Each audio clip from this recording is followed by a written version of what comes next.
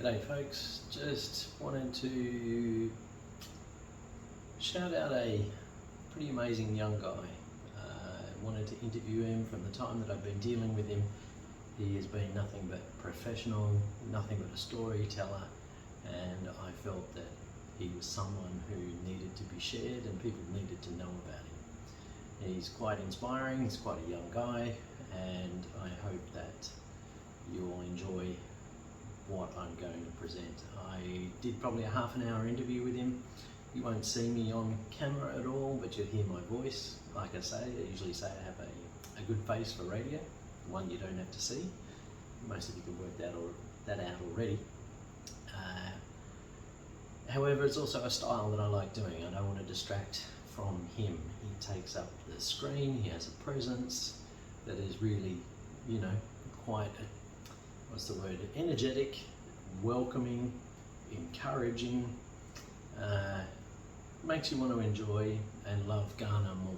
And as a guide, as someone running his own business, as being, successful at it for a little while now, I just wanted to take my time out with his permission to ask him a few questions and share some of the, what I would call pearlers that he drops. They're all quite interesting. So I'm going to split this interview up into two and just make it easier for sharing it and posting it on YouTube and Instagram.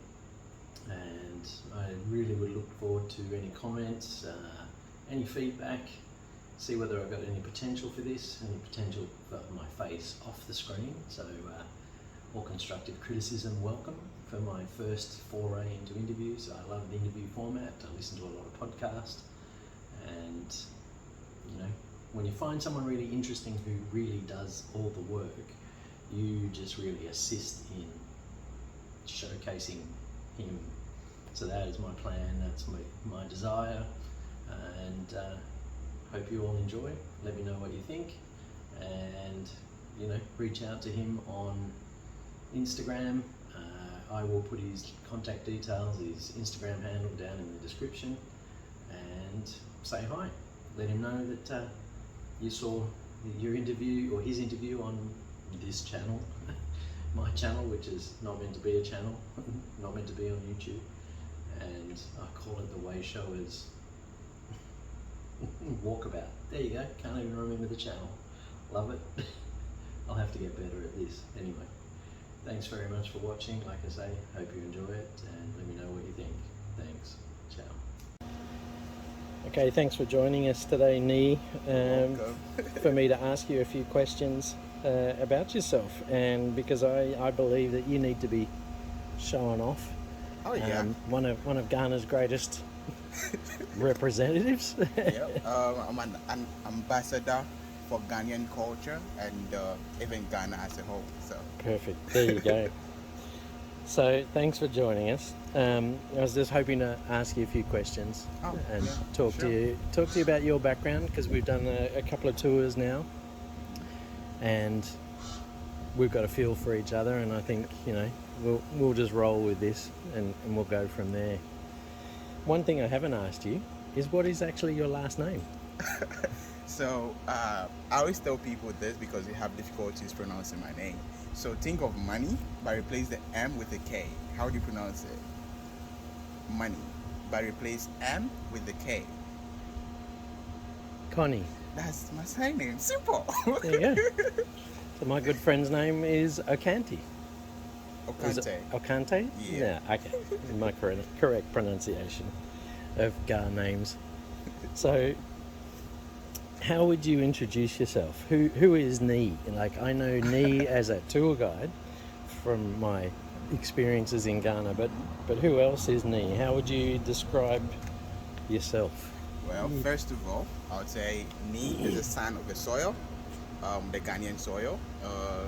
But before I even go into details when it has to do with who I am, Niis in my tribe means king. And I always tell people that it's an abbreviation for nothing is impossible. And that is my motto. That is what I run with every day. But I'm a tour guide in Ghana. I'm a Ghan. I grew up in Accra. I grew up in Accra, and I think one thing I always make people know about me is I love telling stories, I love communicating, and above all, I love showing off Ghana. So that, in short, is me and the son of the soil. Love that. And that's something as what experiencing with you is there's always something new that you're teaching. I know, right? So how would you describe your life growing up in the market? Well, you said that your mother was a seller in the market. What market is that? so I come from a generation of like market women. My grandma was a market woman. My mom was a market woman, and I had some of my aunties even selling in the market. So obviously, I would be a market boy. Yeah. So I started selling stuff in the market when I was age 12. So there are sometimes I occasionally go to the market to help my aunties sell, and sometimes my mom.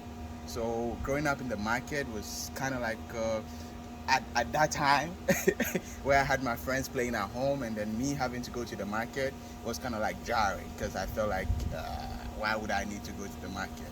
But honestly, me analyzing the impact, the lessons I've learned in the market have made in my life, I'm super grateful. And I always tell my my sisters that I'm going to make my kids sell in the market. So first of all, let's talk about how the market kind of made me humble.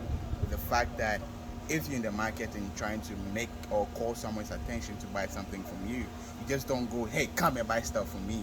You have to at least try to be humble about it. Oh, please, can you come check out my things? And that teaches you how to communicate with people. That whenever you're trying to get people to get you, you don't go attacking them. You always go on the immunity level, and that is when people listen. So instead of like you throwing things to people, try to like get people to listen to you by even you being humble about it. Yeah. So I've seen you walk through the market when we did our tour through Mokala, and I've seen you walk through with that humility, but there's a grace and a humility that you walk through there. And you talk to me about the young women that are there that help carry, say, people's shopping that they bought at the markets. Can you explain their name and what they're called? Okay. So whenever you go to the market, you'd have young women from 14. Yeah, sometimes they're even younger than 14, carrying some basins on their head, sometimes carrying people's load, or trying to get them to carry your load for you. And those women are called the Kayaye. Kaya is an Hausa word meaning load, and then ye or yo, which is for singular, is a Ghana word meaning woman. So a load girl or woman in Gotcha. layman terms. Yeah. Yeah. So these girls like play a major role in the market, where sometimes you go to the market and you have a lot of stuff and you need some assistance. So for a little penny, they carry your stuff to assist you. But one thing people don't know is I always try to let people know that wherever you go, anything you do in Ghana has a story behind it. Things never happen out of like the blue. Things lead to certain things, and um, this is what I call the unseen in the scene, like things you don't really see in the market but are going on. So anytime you see a girl like this, there's probably two reasons why she's carrying your load in the market. First reason is the fact that she's probably run from her village to Accra, and there's something that pushes them to run.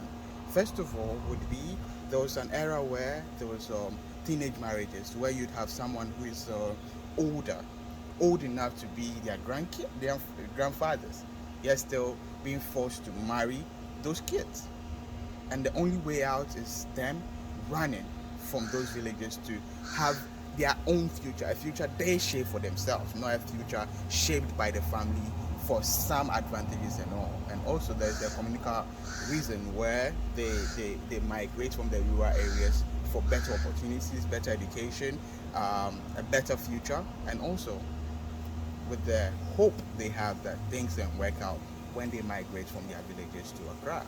So whenever you see a girl like that trying to carry something for you and you don't even have a load for her to carry, probably She hasn't even had any load since morning. She has a kid, or she even hasn't eaten anything. So it's always good to even smile and dash her something for breakfast, because these are people, these are young girls who are trying every day to survive. So it's always good to understand their background for you to appreciate their present, and we can only hope for a good future for them.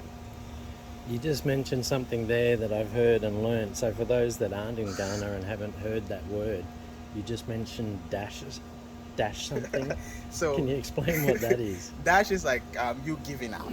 Okay. All right. Yes. So that is and we it's a PG word, and PG is like what we have our own version of Creole, where if I say I dash you something, that means I've given you something for free. So that's like me and like Bolt drivers. Yeah. So They're always, well, I'm dashing them like one or two, because CDs. Yeah. So With the Brony, you I've been always dash. dashing a lot. But with that explanation of the kaya, Uh-huh. that made me really look back at my first experience within 24 hours of being in the country at Mokala Market, in terms of where a young woman was following me, and we had bags. We bought secondhand bags to try and carry our load, recycle, that sort of thing, that we didn't need to have one of the girls. But now learning that, I really look at them now in a very different way, and that sort of brings me probably to another point, is when visiting the market, and I know that's something we've talked about, and you mentioned it then, seeing the unseen.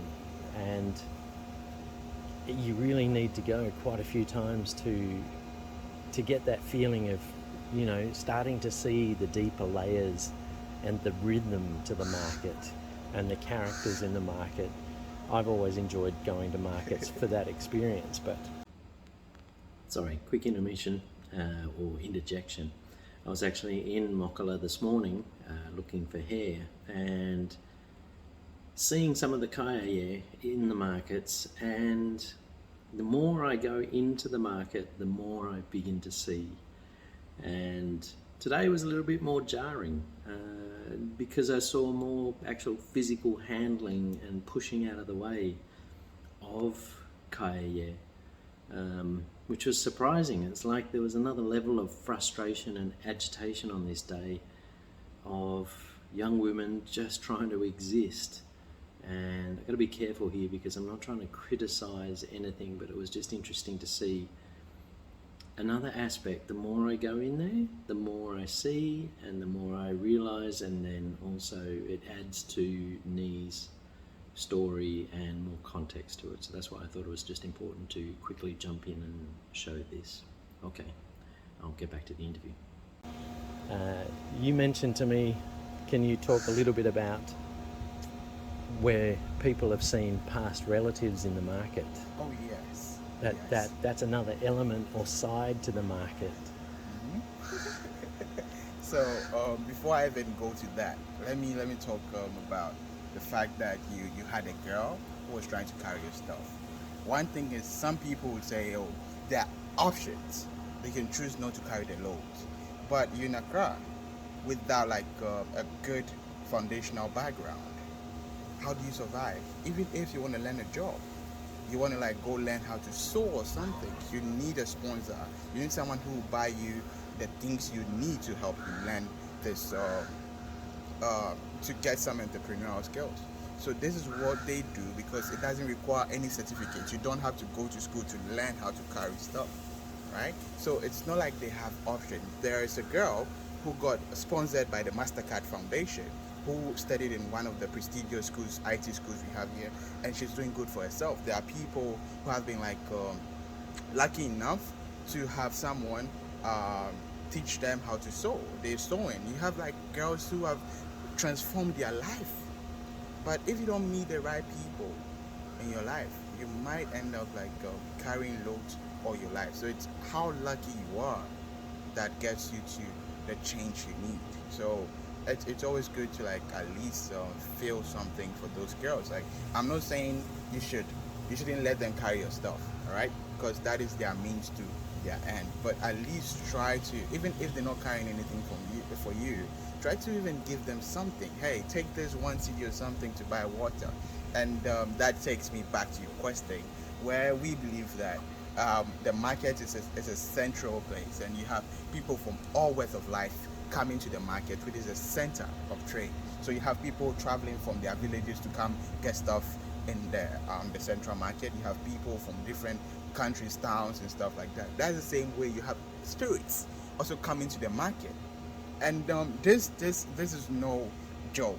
I've had my grandma tell me some stories where in the market you have people seeing their relatives, people who have died previously, walk in the market. And then you have some, and there was this funny story where um, the person didn't know this relative has died. So met the relative and was trying to talk to the relative. It's like, oh, leave me alone, leave me alone. The relative didn't say anything, the dead relative, and walked on. So she got shocked and called home. Guess who I saw? We're like, who did you see?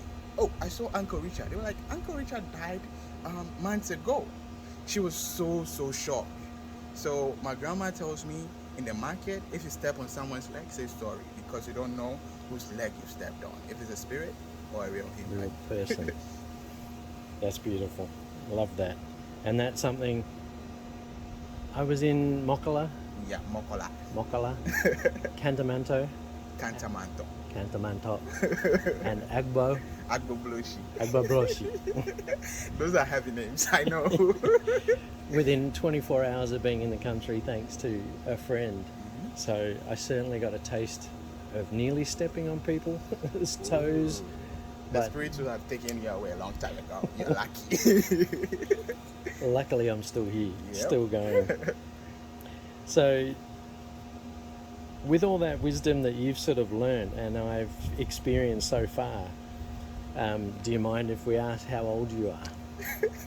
Well, a Ghanaian man never discloses his age because, first of all, he might be losing a girlfriend today and a wife tomorrow, you know.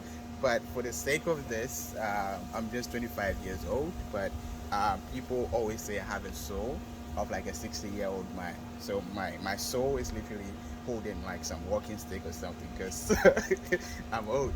So thanks to the real Niis for turning up to this interview, as we just got a taste of the real Niis just Well, then. you might never know. Maybe the old man isn't there. But I'm witnessing and learning that Ghanaians grow up fast. So at a yes. younger age, you definitely have a sense of wisdom, of perspective, priorities. What would you say is your philosophy? What drives you every day at, which I found surprising, has been, you know, at this, I would say, a young age, in say it's a Western perspective, but in a Ghanaian perspective, you know, it's not that young. You know, you've lived a few lives already. It appears, that old soul. So what would you say is your philosophy, or what drives you each day? Every day I wake up feeling grateful, and this is why I feel this way. I remember when I was in school, and I come from a humble background, and being in the midst of friends who come from well-to-do families, you try as a young boy to compete with their way of life. So I questioned my grandma one day, and I was like, Grandma, like, this money is not, like, I need some money, like, to buy these shoes. And my grandma was like, shut up. I got pissed, like, Grandma, why would you even shut me off? She said, shut up. That is one thing people don't say to themselves. The fact that you're even lucky enough to be going to school. You're even lucky to have people provide for you. You're even lucky to even be breathing. So anytime you have these thoughts, anytime you have this thoughts to compete with the world, just say to your body, just say to your mind, shut up. Because no matter what you think, there's someone going through worse. There's even a proverb that says, if you say your house is far, there's someone who lives behind your house. So that made me think. So I learned how to shut up and just enjoy what I have. And one thing about being grateful in life is you sharing what you have. It makes you appreciate that you got something worth sharing. So that is one thing I've always learned in life. So even if I have little, I try to share. If you go to, I have a background in traveling. I go to the most remote places you'd have in Ghana, where people don't even have lights, where people can even afford a 3 square meal a day, but yet still they have some genuine happiness I don't even see in a crowd. And the core to that genuine happiness is them being grateful for what they have. They're looking behind their shoulders and seeing that they have family members. They having to see the little ones, like day in, day out. They just being grateful for the little things that sometimes you're just so shallow to be grateful for. Even you breathing fresh air, even you not even being in the hospital, that's something to just say, I'm happy about this. So that is the answer to your question. Okay, so I hope you all enjoyed that, and I know I said my head is not supposed to be here and it's supposed to be a radio voice. I just wanted to quickly say I'm going to put up a photo next of what was the source of the background noise, that humming, and you'll see that we're actually standing next to a transmission or MTN tower beside where I'm staying in my Airbnb, and that was the beautiful garden of the Airbnb where we're at, out amongst the fruit trees. So hope you made it this far, hope you enjoyed it, and hope you come back for part 2. And thanks very much to Niis. I hope you really enjoy this one. Thanks, mate.